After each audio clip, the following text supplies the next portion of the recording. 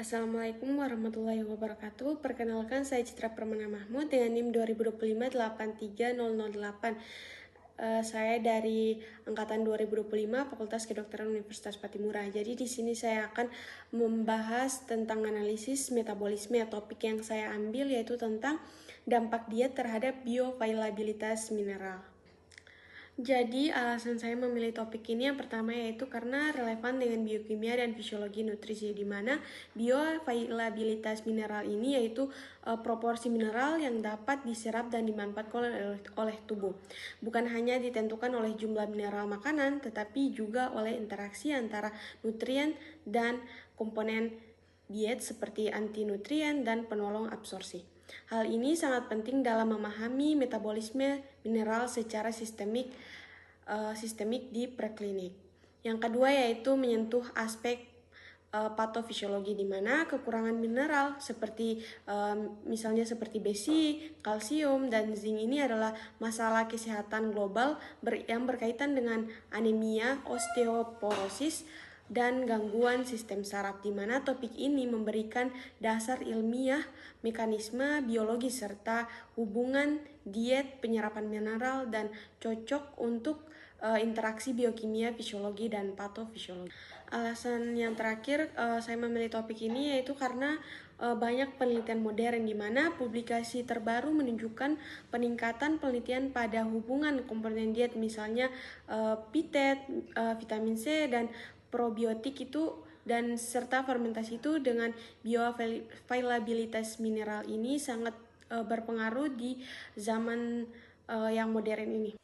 Jadi di sini saya akan membahas tentang topik tersebut, yaitu di mana metabolisme mineral dalam tubuh tidak hanya ditentukan oleh jumlah mineral yang terkandung dalam makanan, tetapi sangat dipengaruhi oleh yang namanya bioavailabilitas, yaitu seberapa besar mineral tersebut dapat diserap dan dimanfaatkan secara biologis setelah dikonsumsi.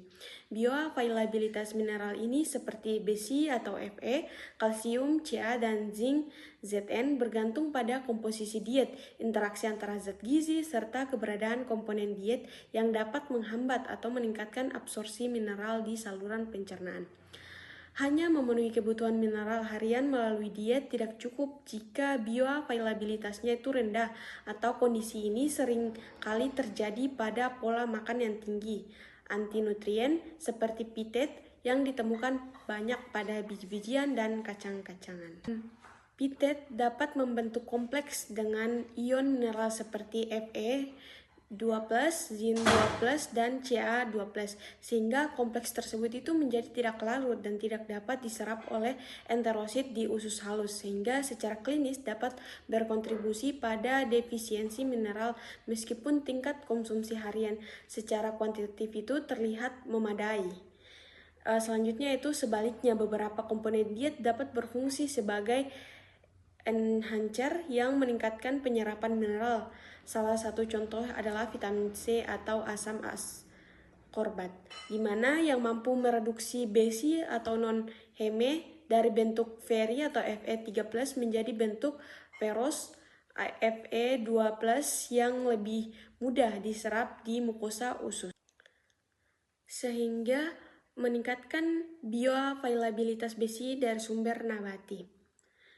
Selain itu, protein hewani ini juga telah dilaporkan memperbaiki absorpsi zat besi non-heme dari makanan nabati, karena peptida dan asam amino tertentu itu dapat membentuk kompleks yang meningkatkan kelarutan dan transport mineral ke dalam sel usus.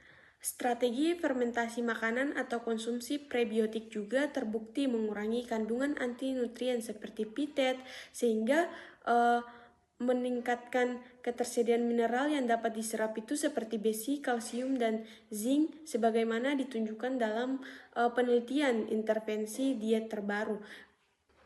Selanjutnya itu dampak diet terhadap bioavailabilitas mineral memiliki implikasi klinis yang signifikan, misalnya rendahnya absorpsi besi akibat tingginya komponen penghambat absorpsi, dapat meningkatkan risiko anemia, defisiensi besi terutama pada populasi rentan seperti remaja, perempuan, dan ibu hamil. Sementara itu, rendahnya penyerapan kalsium berkontribusi terhadap risiko penurunan massa tulang dan osteoporosis jika tidak diimbangi oleh pola makan yang tepat dan faktor nutrisi pendukung lain. Selanjutnya yaitu faktor fisiologis yang dipengaruhi oleh diet. Yang pertama itu, diet juga itu dapat mempengaruhi pH lambung, di mana pH lambung ini penting untuk kelarutan mineral. Yang kedua yaitu integritas mukosa usus. Yang ketiga adanya regulasi hormon seperti vitamin D yang mengatur absorpsi kalsium dan fosfat. Ini adalah gambaran diagram faktor-faktor yang mempengaruhi bioavailabilitas mineral, di mana diagram ini menunjukkan berbagai kategori pengaruh yang menentukan bioavailabilitas, termasuk nutrien, dos, dan interaksi antara nutrien, faktor diet, dan lainnya berdasarkan kajian terbaru bioavailabilitas mikronutrien. Kesimpulan dari topik yang saya ambil yaitu di mana bioavailabilitas mineral ini sangat dipengaruhi oleh komposisi diet, interaksi antara zat gizi, serta kondisi fisiologis saluran cerna. Oleh karena itu, pendekatan nutrisi yang seimbang dan mempertimbangkan interaksi antara komponen makanan lebih efektif dalam menjaga status mineral tubuh dibanding hanya berfokus pada jumlah asupan mineral semata. Mungkin sekian pembahasan dari topik yang saya ambil. Kurang dan lebihnya saya mohon maaf. Wabillahi taufiq wal hidayah. Wassalamualaikum warahmatullahi wabarakatuh.